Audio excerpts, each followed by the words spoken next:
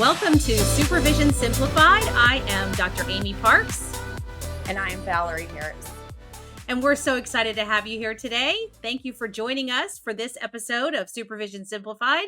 We want to talk to you today about the business of clinical supervision, but not just clinical supervision, the business of therapy, the business of working in the mental health field, and something that we've noticed as we have been listening to some of these board meetings and reviewing some board related documentation, as we've been having conversations with colleagues, as we've been discussing this amongst ourselves and with people that are in our field in business practices. So take us to what you've been thinking about lately, Valerie. So I did a little bit of a deep dive yesterday when updating the student handbook and listened to our board meetings for the state of Tennessee, which are now live streamed. And I ended up finding them because I like to stay on top of the meeting minutes. And I noticed that these meeting minutes, while long, they were also saying, well, this doesn't include everything. So go here if you want to know more. And I was like, oh, great. And in the midst of that, I started to uncover some other documents because, the board will put things out that they're updating here and there. So they're not updating all of the state law or anything. They're just kind of providing clarification on things that are already in place. And so I know, at least in Tennessee, there's a really big tension and push around whether people are 1090 can do 1099 or W-2. And I'm sure that doesn't just apply to Tennessee. And so that's whether you're an employee, a 1099 right. is an independent contractor, a W-2 is an employee. Correct. And in Tennessee, we have a LPC MHSP, which is what the designation gives us the ability to treat and diagnose. We're able to get a temp license, but you cannot go into private practice with a temp license. You still need to work in a group practice. And so this woman was coming forward to the board saying, I think the situation was that her spouse is a dentist. And so she had been doing her work there somehow, like working out of that office. I don't know what it was. She was asking if she could. I think that's what it was. And so she had about, I don't know, maybe 50 supervision hours that she still needed. And she was asking them, well, I don't want to sign this contract with this practice because it just doesn't seem like it's a good fit or doesn't feel right. And I'm trying to follow the law and all this stuff. But do you think it would just be okay if I just go ahead into private practice over here and just while I get those other 50 hours? And of course they were like, no, that's not an option. We would set a precedent if we did that. We're not willing to do that. We have said this multiple times. And so just the guy finish said, your hours. Right. So the guy said, Right. you can go to a group practice and do this as long as it's owned by another clinician. And so, I have found it really interesting that the board will not make a clarification on W-2 and 1099. The board in Tennessee. Yeah. Correct. And that's really, and so I actually found a document where so a couple years ago, they released a document to clarify what is an appropriate clinical setting and how, you have to have a supervisor in the building, have somebody licensed for 20 hours a week. It doesn't have to be the one person the whole time. So all of these things to clarify this, but they never really got clear on how that person is connected in the building. It's sort of like they're dancing around it. And so yesterday I found another document where they were talking about postgraduate compensation. And it said that postgraduates working towards an LPC MHSP licensure may receive third-party payments in accordance with one of our rules. The license rule requires the individual hold an LPC MHSP temporary license if they wish to receive direct payment from an individual, organization, or insurer. And then it said, so they could get direct payment from an insurer? That's what it was saying. And then it said for all registrants under this board, payment arrangements with the practice setting should be directly coordinated between the clinical setting and the postgraduate, which is like understood. The board cannot advise on payment arrangements, including if the arrangement qualifies as a W-2 or 1099 agreement, and recommends individuals consult with a tax attorney for further guidance. This was released in August of 2023. I have real big concerns about this because the whole point of the board not wanting someone unlicensed in private practice or even a temp license for that matter, or the whole purpose of, like, for instance, in our state, they're master's level counselors. They're not therapists because they're not licensed. And so Right. language matters. And the Right. language matters because you want to create clarification for the public. So it's Right. very bizarre to me that you can go to a group practice website and see meet our team and have all these faces, and there's no disclosure there about how they're connected, and so it could appear to the public that these are all employees of this practice when indeed they're all supposed to be in business for themselves and could be working with other practices. They're all contractors. Yes, and Yeah. so it to me it just goes against the very thing that they're seeking to prevent, and then they will not get close to it or touch it, and I'm not sure what that's about. Well, I think the bigger, and I think it's there's such a bigger discussion here around licensure in general, and that's such the tip of the iceberg, and it's really so problematic. I think, there are 50 plus 1, so 51 states. You count DC, 50 plus 1 states. And there are, in the 50 plus 1 states, 26 different acronyms for counselors in those 50 plus 1 states. 26. So if we're supposed to be protecting the public, first of all, the public doesn't even understand what LPC, MHCQ, XYZ even Precisely. means. Number Right. one. Number two, I can say in Virginia, the way this, and I don't actually know, to tell you the truth, if it's the board that made this statement or if I just know this as historical fact because I've been doing this for since Jesus was born, or if it's because I go into practice. I'm not exactly sure how I know this, so I have to check on that. But I do know that it's a fact that you cannot be a resident or a pre-licensed clinician and work as a contractor in the state of Virginia, because you cannot work as a contractor and not have a license to do that job. Correct. So that's And the I way it ran works in Virginia. You And I cannot ran get. Yes, Yeah. and I ran into something like that. So, I had a supervisee who was in a practice, had a completely different degree. So, the degree was in art therapy, had moved, and then I realized that the supervisee was connected by a contract as a 1099 and not an employee, and I was like, "Whoa, whoa, whoa, wait a minute." And so, I'm like, "Are there licensed people on staff?" Like, so then I was like, you cannot be in business for yourself. You're not licensed. And I had to let what my workaround, because I really enjoyed the supervisee and I did not think that this was something that they understood or knew when they got into it, which is the other issue that I really have, is that I feel like if someone is just coming out of school, they know nothing about business, taxes, anything, and we're to save They and don't even know what 1099 and W-2 mean. no, all they Yeah. see is more money, and so now you wanna save t on taxes, and they don't have protections. They have no No. protections at all, and so I don't blame the supervisee, but I was going to go to the group practice owner with the document in hand that states this is what the state of Tennessee says is an appropriate setting, and draw up a contract to have her sign that and state that she was doing that, and as soon as I did that, she was like,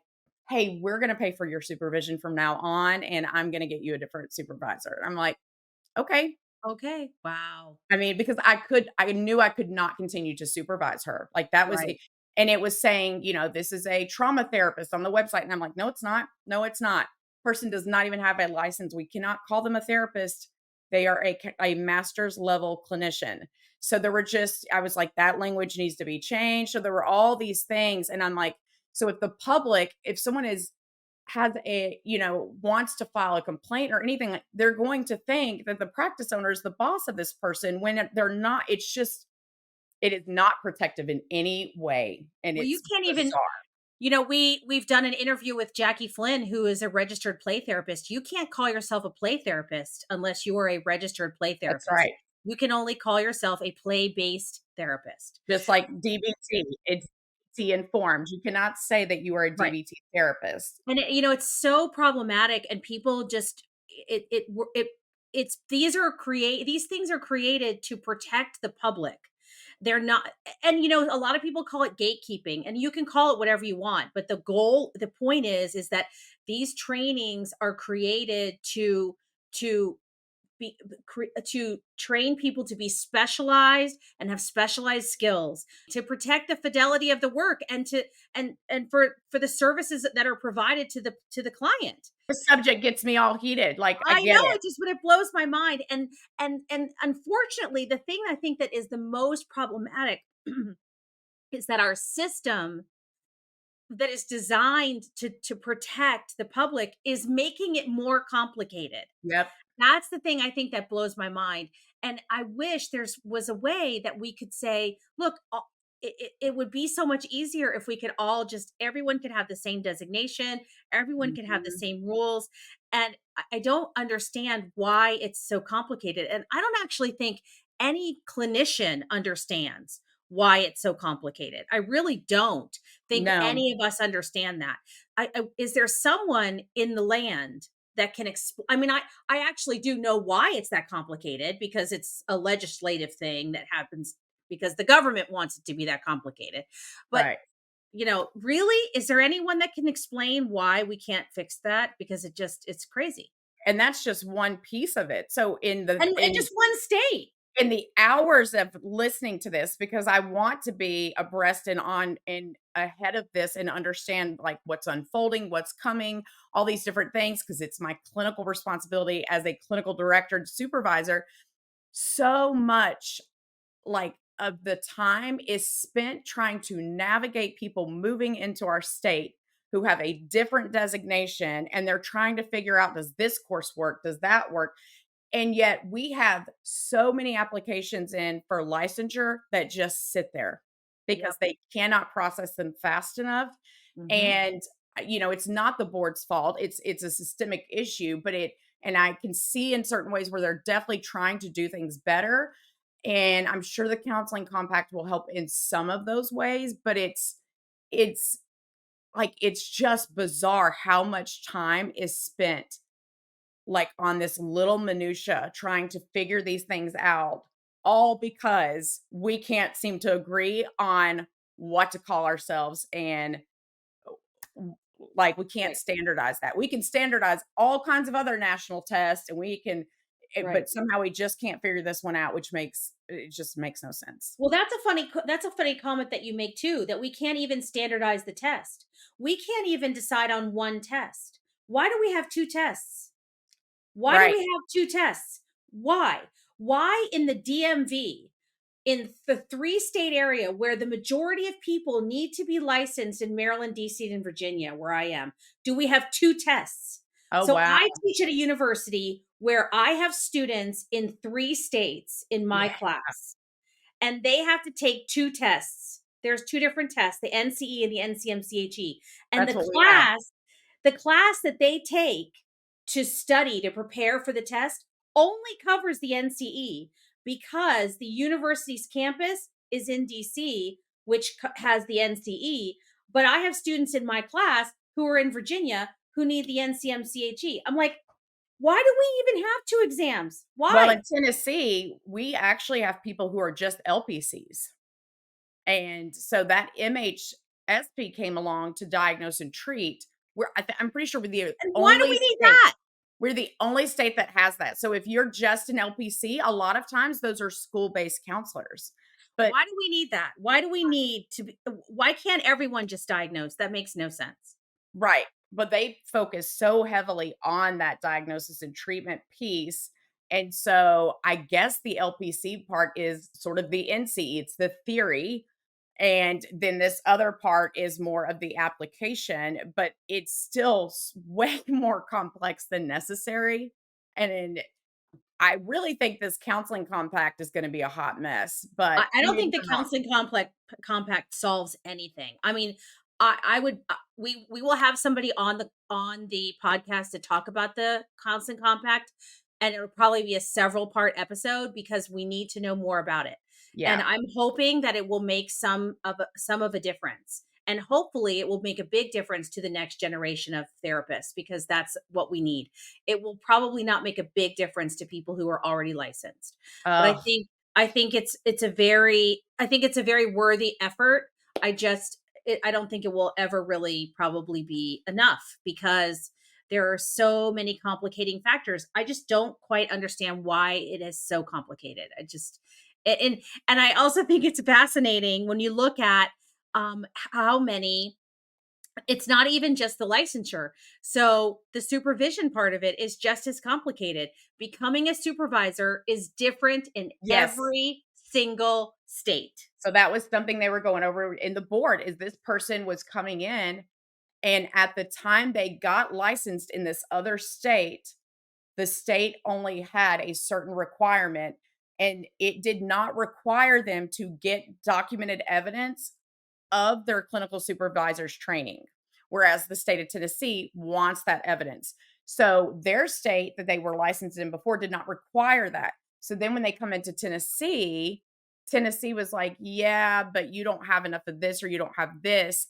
And they were like, "I know, but that wasn't a thing then, and I don't even know how to get a hold of that." Like, it's just insane the amount of time that is just spent on that. Like, I'm wondering, do you think what do you think keeps I mean, I understand it's legislation, I get that, but we change laws all the time when we're really motivated to do it. So, it's very I feel like if people understood it would how much it would like, how much more bandwidth they would have, like, state to state, if we just, like, normalized or, like, standardized the actual term, I just like I don't really understand I mean, what the the problem is. NBCC's done it. The NBCC's got real clear. They're very clear. You know, like, take this if you want an NCC, take this test, take this test. If you want this, you want that. So, like, Right. they've But already of kind of course your laid NCC doesn't really get you anything. So, I mean, what does it buy you? It doesn't buy you anything.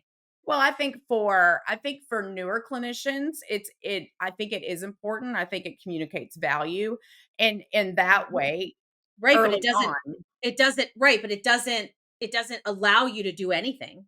No, but I think what I mean is they've standardized their processes in such a way that it would seem like you could take that model and continue to expand upon that and have a similar thing happen for these compacts. Well, right. So like the goal what I'm my point is, I guess, if we took the NCC and made that the licensure standard, that would solve the problem. Sure But right would. now, the NCC is meaningless because it doesn't equate to anything in any state. It doesn't mean anything in any state at Right. all. If it had meaning in any state at all, that would be the goal. That would be that it should be the gold standard, like the ACS. The ACS, same thing. If the ACS were the gold standard in every state for supervisors, that would solve the problem. So Right. why can't we get to that? And so, I sit on the supervision committee for ACEs, the Association of Counselor Educators and Supervisors. And I said to the committee, because we're creating the standards for the national standards for supervisors. And I said, why aren't the standards the ACS standards? And they're like, well, it's a good question. I'm like, yeah, that is a good question. Like, why isn't and it's because NBCC is not it's a private entity. Like it's not it's Okay, its it's its but own association. they do So a great job though. Like, they have some stellar standards. So why right, but reinvent the wheel because instead of every just single state has to say, we adopt your standards. No I state's still gonna give up. So that means every state has to give up the income that they get from their licensure processes and their staff and their boards and all of that stuff and give it to NBCC. Ah, I would really hope that's not part of it, but it probably That has has to a be lot it. to What do with else it. is there? What else could it be? I can't I I can't figure out any other reason why that would be what else that it would be. I mean, Yeah. because it seems to be like a slam dunk. Like, why is that not the way it's done? Because if NB like, okay, NCC needs a little bit more teeth, but not much more to make it more, state, like maybe jurisprudence exams for each state or something like that would make sense. But like, what's missing? Nothing from what I can tell. And so why aren't we doing it that I don't really know. And like, I'm not queen of the world, but like, what's I mean, and social work has the same problem. They have the Do exact they? same problem. Oh, I didn't So realize that. I mean, it's not necessarily as complicated, but it's pretty complicated too. Wow. So I I mean, what do you think could be the first step in the right direction that they could take? Like if we could talk to like all the boards, because we never know who would be listening. Like, well, clearly the compact, I don't know enough about the compact and how it's supposed to solve the problem to say anything. I mean, each state, it was a huge lobbying effort just to get the states to adopt it. right. So if that's not the solution, I'm not sure I have a solution. And they're saying, so everything I was hearing was saying the earliest it could potentially like take some roots would be at the end of this year, but they said it's most likely going to be like in the spring of 2025.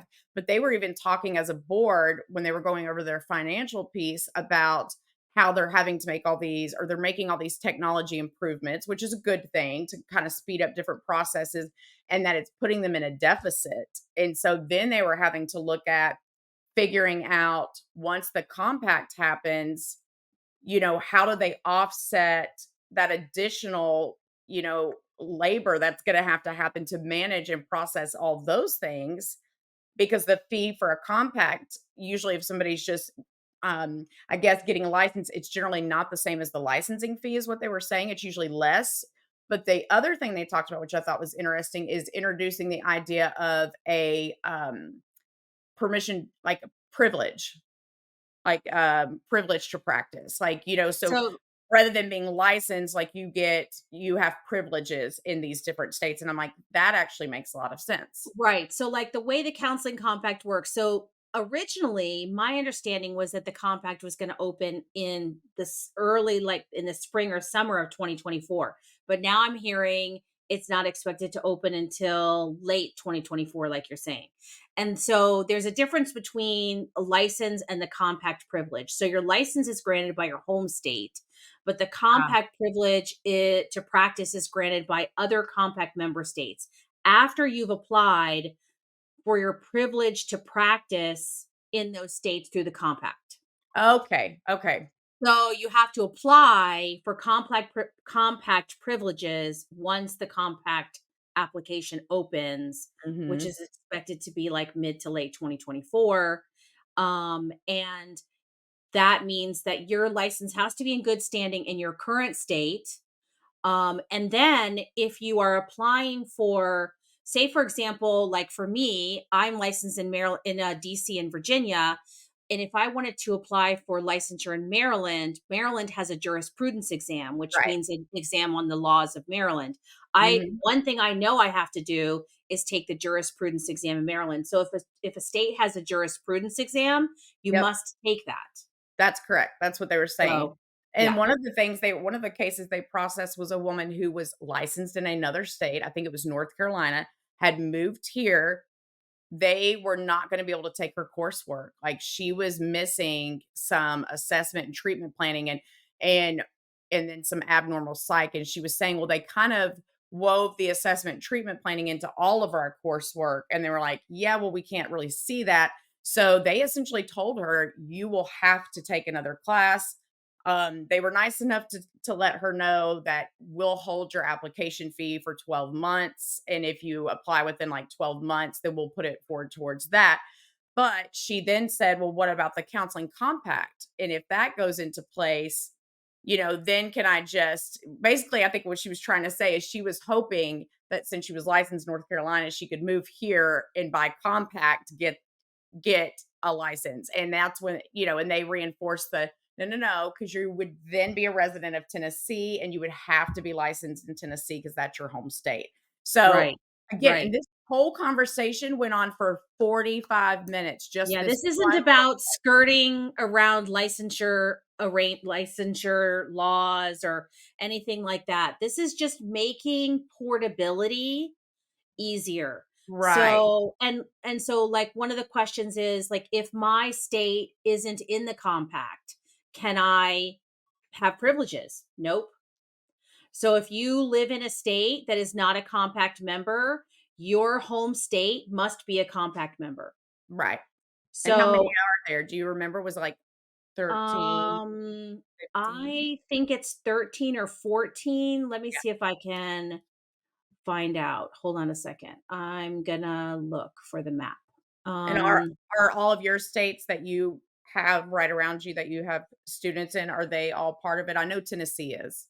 so I'm looking at a compact map right now, and let's see. I'm gonna read you the states: Washington, Montana, Wyoming, Utah, Colorado, North Dakota, South Dakota, Nebraska, Kansas, Oklahoma, Iowa, Wisconsin, Missouri, Arkansas, Louisiana, Mississippi, Alabama, Florida, Georgia, Tennessee, Kentucky, Indiana, Ohio, West Virginia, North Carolina, Virginia, Maryland, Delaware, New Jersey, Connecticut, Vermont, New Hampshire, Maine. Wow, that's And way more than I realized. I don't see did I say Delaware? I think I said Yeah, Delaware, you did. Maryland. I don't Washington DC, the legislation is pending, and South Carolina's pending. A number of 1, 2, 3, 4, 5, 6, 7, 8, 9, 10, 11, 12 are pending. And in only 1, 2, 3, 4, 5, 6, only 7 states have the legislation not introduced. Is And that that is California and New York? Texas, Nevada, and I don't know my geography well enough to tell you because they don't light up. But I can definitely tell you Texas, Alaska, and Nevada, and a couple other states. Wow. I know for a long time they didn't even recognize LPC in, California. There was only, I think, LMFTs. You can get more information at counselingcompact.org. That's where Yeah, all the you can get on a information is mailing there. list. And you can get on their list, and you should get on their list because that's a good place to find more information. And if you're pre-licensed or already licensed, you should definitely be on that list. But I do know also that it doesn't make a difference. It doesn't do anything in regards to supervision. So your Mhm. supervision doesn't. It's not impacted at all. Becoming a supervisor in a different state, still the supervisor requirements are the same Yep, for that new exactly. student. Yeah. So that's a shame. I was hoping that that would be sort of something that also just transferred over, but that's not the case. No, So, yeah, which is really unfortunate because we need more supervisors that can work across state lines. absolutely, So, absolutely. there's a possibility, I guess, maybe there's still a possibility that that could change. I don't know if that's something. I don't know if new legislation would have to happen for that to be added. I Would know you what in our think state because we have the rule, like the laws, you know what I mean? Um, so new legislation would have to happen to say yeah, because supervision. supervision is driven by those Tennessee Code annotated rules Yeah, and regulations for licensed counselors. And here's the weird thing for licensed counselors, for um, pastoral counselors, and for marriage and family therapists. So we have the same board and we have right. two different sets of rules, and they're entirely different for what the MFTs can do, and it's mind blowing. They can go into practice without a license. You mentioned before, I wanted to go back to what you were mentioning about art therapists. We only just, I think, in the last year began to license art therapists. Yeah, But we art still have it. therapists, yeah, many art therapists are completely unlicensed. And Mhm. that's a really interesting thing too, don't you think? That Yes, many art therapists are totally in private practice and people don't have any clue that that's an unlicensed right. uh field. Now Tennessee is working on it, like, they're working on some sort of, like, transition, and as long as their degree is actually in art therapy and it has certain things with it or whatever, that they Right. are working to transfer that over, but you're right, like, that was recently introduced, and there's very little movement on it so far, I think. Yeah. So I think that that's really interesting. I was just curious what I know that there is an art therapy, a group of art therapists that work in our local hospital, and I was wondering how they bill. So, do they just bill under some other kind of credential, or is it just an Um, adjunct I mean, I would service? think that they're, Or like, employees, right?